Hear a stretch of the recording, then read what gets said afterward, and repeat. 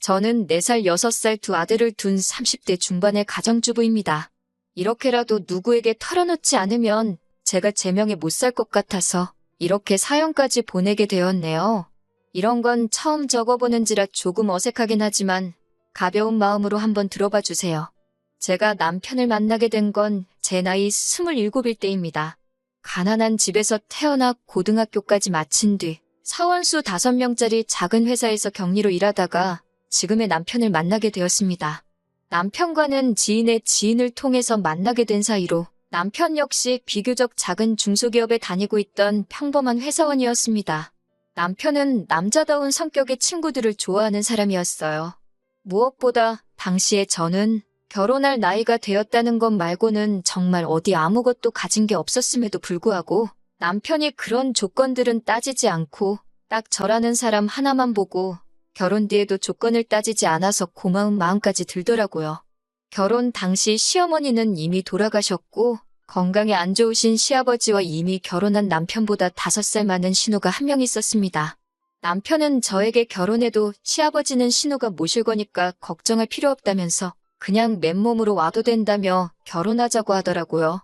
저는 순진하게 그 말을 믿었기에 남편만 믿고 결혼식을 올렸고요. 남편과 결혼을 하고 대충 반년 동안은 걱정거리 없이 행복하게 지냈습니다. 남편이 벌어다주는 월급으로 살림을 하는 게 이렇게 행복한 일인가 싶었어요. 하지만 얼마 뒤 남편은 돌연 이렇게 회사 생활만 해서는 부자가 될 수 없다며 자신만의 사업을 해야겠다고 하더라고요. 제가 갑자기 무슨 사업을 하려고 하냐니까 그런 건 차차 생각해 볼 거라면서 걱정할 거 없다고 하더라고요. 그러더니 일주일도 안 돼서 남편은 마음대로 상의도 없이 회사를 관둬버렸습니다. 그러더니 한 달이 지나도록 집에서만 놀고 있더라고요. 제가 이제 생활비도 없고 어떻게 할 거냐고 하니까 보채지 말라면서 자기도 다 생각이 있다고 짜증스럽게 나오더라고요.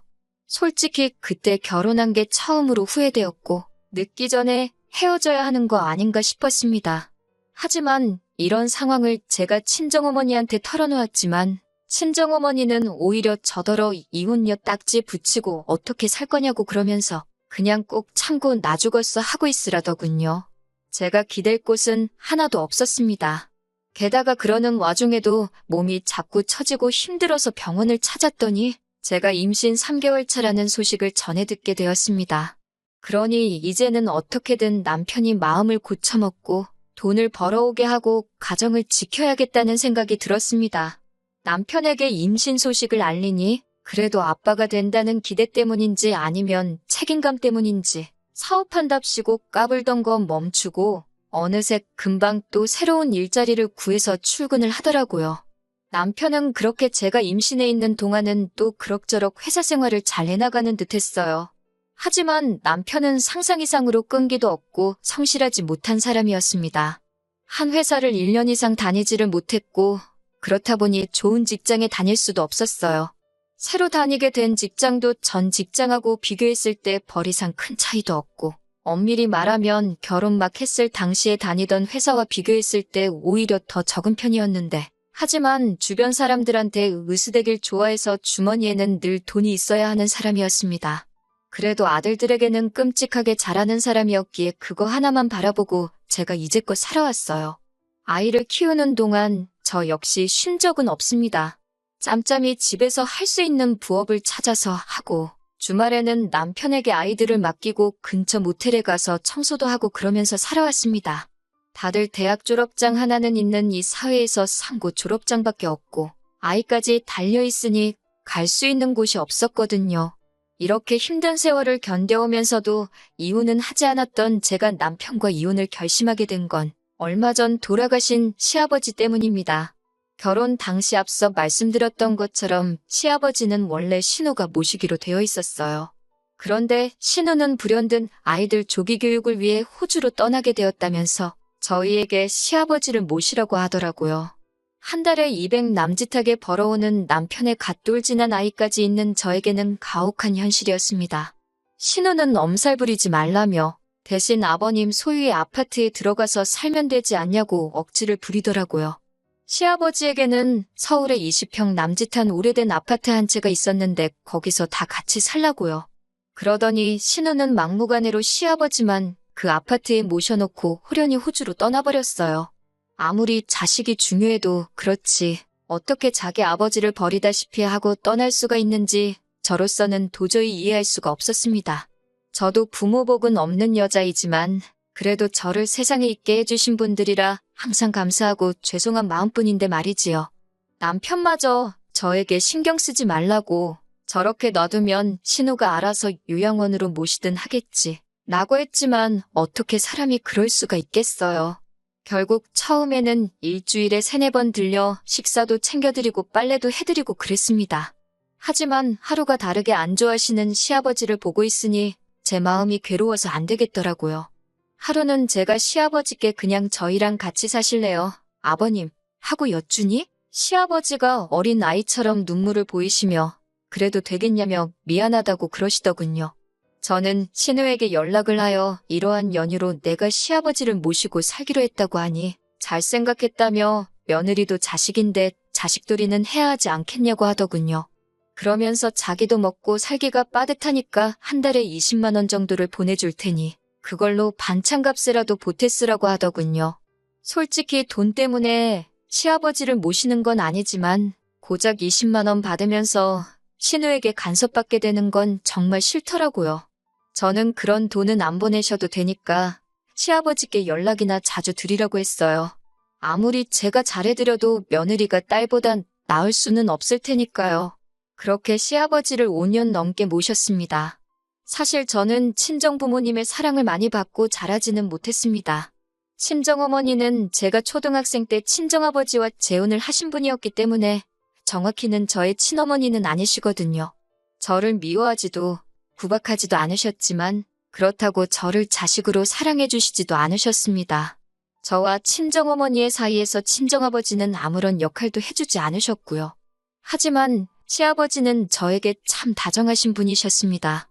신우가 시아버지에게 이따금씩 용돈을 보내면 아버님은 그걸 몰래 꼭 가지고 계시다가 저에게 얼마 찔러 넣어주시며 티셔츠라도 사 입어라, 커피라도 사 마셔라 하면서 주셨어요. 이따금씩 저에게 앉아서 좀 쉬라며 대신 설거지를 해주시도 하셨습니다.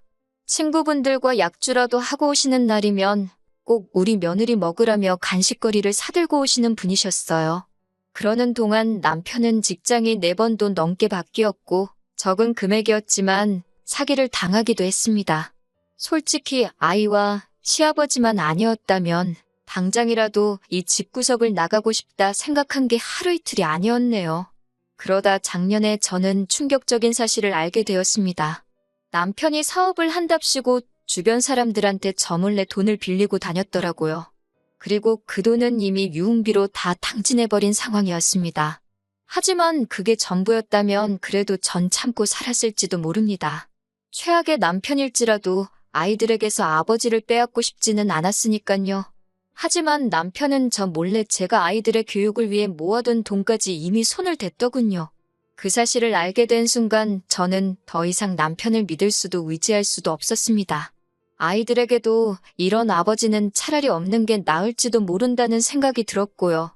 하지만 헤어지면 애들은 어떻게 키우나 싶어서 이혼을 결심하기가 너무나 힘들었습니다. 그렇게 며칠의 시간이 흘렀을 무렵 시아버지가 저에게 하실 말씀이 있다고 하셨어요. 제가 무슨 일이냐 여쭈니 그동안 못난 남편의 못된 신우 때문에 고생이 많았지 라며 저에게 위로를 해주셨습니다. 평소에도 늘 저에게 고맙다, 사랑한다 말씀해 주시던 시아버지셨지만 또 그렇게 위로를 해주시니 눈물이 왈칵 쏟아지더군요. 저는 아니라고, 괜찮다고, 그런 말씀 마시라고 했지만 시아버지는 별 볼 일 없는 집에 시집와서 고생만 한다며 저에게 몇 번을 미안하다고 하셨습니다. 그러더니 당신이 저한테 참 많이 의지하셨다면서 저에게 이 집을 주고 싶다고 하셨습니다. 낡은 아파트지만 그래도 저만 괜찮다면 주고 싶으시다고요. 솔직히 순간 많은 생각이 들었습니다. 아무리 그래도 시아버지의 하나뿐인 재산인데 그걸 제가 받는 게 맞는 건지, 동시에 그거라도 받아야 애들을 위해 좋지 않을까 그런 생각이요. 시아버지는 마치 제 마음을 읽기라도 하신 듯 이거 받고 우리 아들하고 헤어지라 하셨어요. 이 아파트 하나 있으면 그래도 혼자 애들 키우고 살만할 거라고요. 저는 시아버지께 정말 죄송하지만 그런 감사한 마음으로 받겠다 하고 그렇게 시아버지는 아파트 명의를 제 이름으로 바꿔주셨습니다. 물론 남편이랑 신우는 이 사실을 꿈에도 몰랐을 겁니다. 그리고 얼마 전 시아버지가 간암으로 돌아가셨습니다. 평소에도 지병이 있으심에도 불구하고 약주를 즐기셨거든요. 돌아가시기 며칠 전 병원에서 아무도 없을 때 시아버지가 저에게 말씀하시더군요. 당신이 간암인 걸 아셨을 때는 이미 손쓰기 어려운 상황이었고 저에게 꼭 뭐라도 해주고 싶으셨다고요. 그러면서 당신 돌아가실 때까지 며느리로 있어줘서 고맙다 하시며 이제 자유롭게 살라고 하셨습니다. 저는 시아버지 손을 잡고 정말 펑펑 울었습니다. 그게 시아버지와 마지막 추억이 될 줄은 정말 몰랐네요. 시아버지가 위독하시다고 몇 번의 연락을 해도 꼼짝도 안 하던 시아버지가 돌아가신 후에야 한국에 왔더군요. 호주에서 스시집을 하는 신우는 가게를 비울 수가 없었다며 시아버지도 다 이해하실 거라 했습니다. 그러면서 누가 묻지도 않았는데 자기는 딸로서 할 만큼 했다면서 이제 슬슬 재산 정리를 하자고 하더군요. 남편도 깔끔하게 아파트는 팔아서 누나랑 나랑 반반 갖자 하는데 두 남매의 대화를 듣고 있자니 정말 욕이 절로 나왔어요. 돌아가신 시아버지가 이런 이야기를 들으면 얼마나 슬프실까 싶었기에 저는 적당히들 좀 하라고 처음으로 크게 소리를 쳤습니다. 그러자 신우가 저더러 아니 돌아가신 건 우리 아버지인데 왜 남이 난리냐며 피 한 방울도 안 섞였으면서 오버 좀 하지 말라고 하더군요. 저는 이런 인간들과 더 이상 가족으로 살 이유가 없다는 걸 뼈저리게 깨닫게 되었기에 오랫동안 서랍 속에서 간직했던 합의 이혼서를 남편에게 주었습니다. 그러자 남편은 이제 짐도 사라졌는데 뭐가 불만이냐면서 저더러 지금 이혼하면 위자료고 뭐고 없다는 거예요. 자기 딴에는 시아버지 아파트 판돈을 제가 탐낼까 걱정하는 것 같았습니다. 저는 속으로 남편이 너무 한심했지만 남편에게 위자료 필요 없으니까 애들 양육권만 넘기라고 했어요. 그러자 남편은 좀 갈등하는 눈치였어요. 제가 애들 보고 싶으면 보여주겠다 하니까 신우는 야, 애 있으면 재혼도 못한다더라 하면서 애들 그냥 지들 엄마더러 키우라고 하라며 한 소리 거들더라고요. 그렇게 남편과 저는 이혼을 하게 되었습니다. 정말 다행스럽게도 신우는 스시집에 문제가 생겼다며 자기가 일단 호주에 다녀온다고 했어요. 신우도 동생인 남편이 못 믿어왔는지 아무것도 하지 말고 기다리라고 했더군요. 그리고 정말 멍청하게도 남편은 아무것도 하지 않고 지 누나인 신우만 기다리고 있더군요. 덕에 시아버지 아파트 명의가 이미 저한테 넘어온 줄도 모르고 남편은 저와 이혼을 해줬습니다. 3개월에 걸쳐서 이혼을 하고 난 뒤였어요. 신우가 호주에서 들어왔던 모양이에요. 그리고 남편에게서 연락이 왔습니다. 저더러 어떻게 이럴 수가 있냐며 처음엔 죽일 듯이 화를 내더라고요. 하지만 이미 1년도 전에 증여가 끝난 재산이라 남편이 할 수 있는 일은 사실 아무것도 없었습니다. 신우까지 합세해서 저더러 다 큰 자식이 둘이나 있는데 피도 한 방울 안 섞인 저한테 이걸 준 거냐고 말도 안 된다고 양심이 있으면 당장 토해내라고 성하였어요. 하지만 저도 더 이상 옛날처럼 한 번만 더 참자할 이유가 없었어요. 소송을 할 테면 하고 뭐 해보고 싶은 거 있으면 다 해보라고 나도 이번만큼은 내 거 안 뺏긴다고 강하게 나갔습니다. 그리고 시아버지가 주신 아파트는 재건축 허가가 나면서 가격도 많이 올랐더라고요. 지금도 남편과 신우에게서 핸드폰에 불이 나도록 연락이 옵니다만 저는 이제 아무것도 두려울 게 없어요. 아들 둘 데리고 혼자 몸으로 살아가는 게 쉬운 일은 아니겠지만 어디선가 시아버지가 저희를 지켜주시고 계실 거라 믿으며 열심히 살려고요.